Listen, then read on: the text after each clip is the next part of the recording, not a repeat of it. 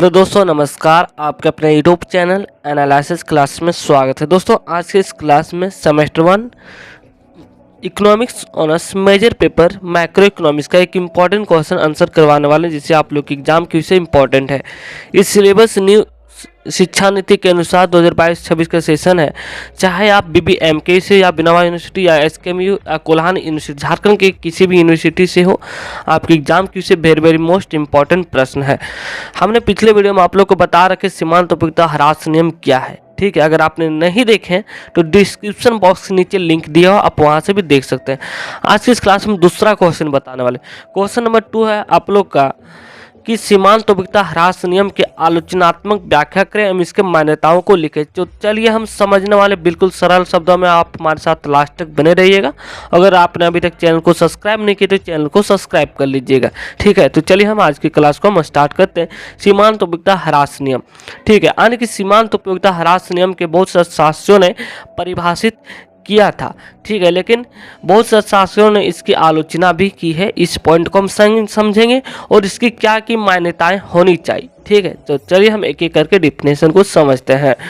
तो ये रहा आप लोग का सीमांत उपयोगिता के ह्रास नियम के अपवाद, जिसे आलोचनाएं कहा जाता है। ठीक है, तो सीमांत उपयोगिता ह्रास नियम की कुछ अर्थशास्त्रियों ने आलोचना की है और कहा है कि इस नियम के कुछ अपवाद भी है, यानी कि एक्सेप्शन केस। ठीक है, तो चलिए इसको हम पॉइंट वाइज पॉइंट लिखेंगे, क्योंकि पॉइंट वाइज पॉइंट लिखने से आपको बेहतर नंबर मिलता है, ये पता होगा आप लोग को। ठीक है, तो पहला पॉइंट आप लोग का है सीमांत उपयोगिता के जो भी आलोचना है वो निम्नलिखित है। ठीक है, तो पहला पॉइंट आप लोग का उपयोग की जाने वाली वस्तुओं की इकाइयाँ बहुत छोटी छोटी हो तो ऐसी दशा में क्या होता है कि उपयोगिता ह्रास नियम लागू नहीं होता, यानी कि सीमांत उपयोगिता ह्रास नियम जो है छोटी छोटी वस्तुओं पर लागू नहीं होता। पहला पॉइंट आप लोग का ये रहा, आप इसे अपने लैंग्वेज में लिख सकते हैं।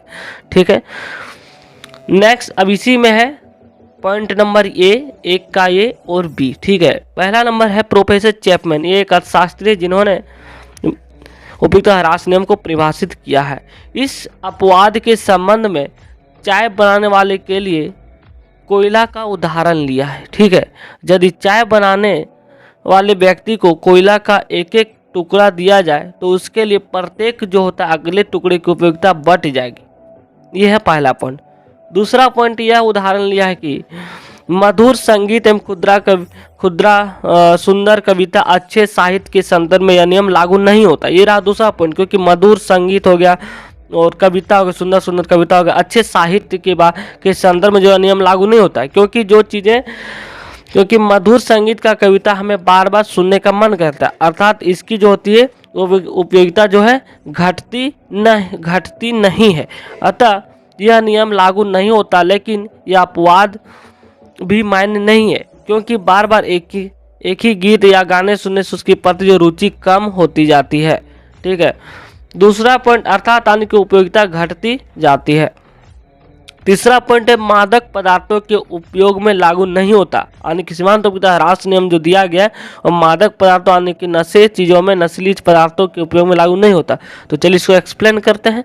तो मादक पदार्थों जैसे हो गया शराब के उपयोग में यह नियम लागू नहीं होता, क्योंकि शराब के प्रति एक गिलास का उपयोग करने से उससे जो मिलने वाली उपयोगिता बढ़ जाती है। ठीक है, यह अपवाद भी सही है, क्योंकि शराब का उपयोग जो है करने से व्यक्ति की मानसिक स्थिति सामान्य नहीं रहती, जो कि नियम के मान्यता के विपरीत है। चौथा पॉइंट आप लोग का है धन संचय की प्रकृति शान शौकत इत्यादि में यह नियम लागू नहीं होता, क्योंकि उपयोगिता ह्रास नियम में कहा गया है कि जो चीज़ हमारे पास होती है हम उसकी इच्छाएं बहुत कम करते हैं। लेकिन अब मान लीजिए धन संचय के बारे में बात की जाए तो क्योंकि इंसान में जितना अधिक होता है वो इतना अधिक पाने की चाहत रखता है। तो इसी को स्पष्ट किया गया कि धन का लगातार संचय करने में धन की उपयोगिता बढ़ती जाती है। ठीक है, इसी प्रकार शान शौकत या दिखावे के लिए भी कोशिश करने से भी उपयोगिता घटती नहीं, बल्कि क्या होती है, इससे बढ़ जाती है। उपयुक्त अपवादों से यह निष्कर्ष निकाला जा सकता है कि ये अपवाद जो है नाम के मात्र के है। इस नियम के समर्थकों का कहना है कि इस नियम के जितने भी अपवाद है, यदि इन्हें बताने से पहले नियम की मान्यताओं की ओर ध्यान दिया जाए तो अपवाद देने की आवश्यकता नहीं पड़ती। अतः इन अपवादों से सीमांत उपयोगिता ह्रास नियम की सत्यता पर कोई आधार जो है कि नहीं आता। तो ये रहा आप लोग का उपयोगिता ह्रास नियम के एक्सेप्शन आने के आलोचनात्मक पॉइंट। टोटल हमने 4-5 पॉइंट बताए जो आपकी एग्जाम की विषय इंपॉर्टेंट और आप अपने एग्जाम में बिल्कुल आसानी से लिख सकते हैं। अब आगे हम समझने वाली सिद्धांत की क्या क्या मान्यताएं हैं, यानी कि उपयोगिता ह्रास नियम की मान्यताएं। हम पॉइंट वाइज पॉइंट को इसको भी एक्सप्लेन करेंगे। पहला पॉइंट है कि उपभोग की प्रक्रिया नियंत्रण होनी चाहिए। दूसरा, इसकी मान्यता है कि उपभोग की जाने वाली वस्तु समरूप होना चाहिए। तीसरा है कि उपभोक्ता के मानसिक दशा में परिवर्तन नहीं होना चाहिए, जैसा कि एक्सेप्शन केस यहाँ पे था। चौथा है इसकी मान्यता है कि यह साधारण परिस्थितियों नहीं होनी चाहिए। पांचवा पॉइंट है कि उपयोगिता की गणनात्मक माप संभव होना चाहिए। ठीक है, अगला पॉइंट है मुद्रा की सीमांत उपयोगिता स्थिर रहना चाहिए। तो सीमांत उपयोगिता ह्रास नियम को निम्न तालिका रेखांकित से द्वारा दर्शा सकते हैं। आइए इसको हम एक उदाहरण के साथ व्याख्या करते हैं। तो हमने एक एग्जाम्पल लिया, मान लीजिए रोटी की संख्या उपभोग की गई 1 2 3 4 5 6 7 और मार्जिनल यूटिलिटी, ठीक है, 40 30 20 10 माइनस तक चल गए।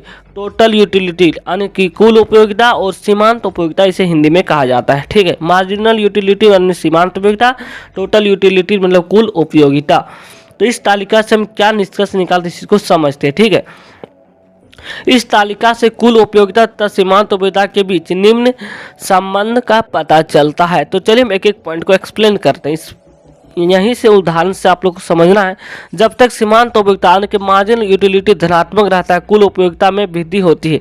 आप लोग यहाँ पे देख सकते हैं मार्जिनल यूटिलिटी पॉजिटिव है तो टोटल यूटिलिटी में वृद्धि होती है, यानी कि कुल उपयोगिता में वृद्धि होती है। यहाँ देखिए 30 था, यहाँ 70 हो गया, 20 था तो 50 हो गया, 10 था तो 100 हो गया। इस चीज़ को आप समझ गए।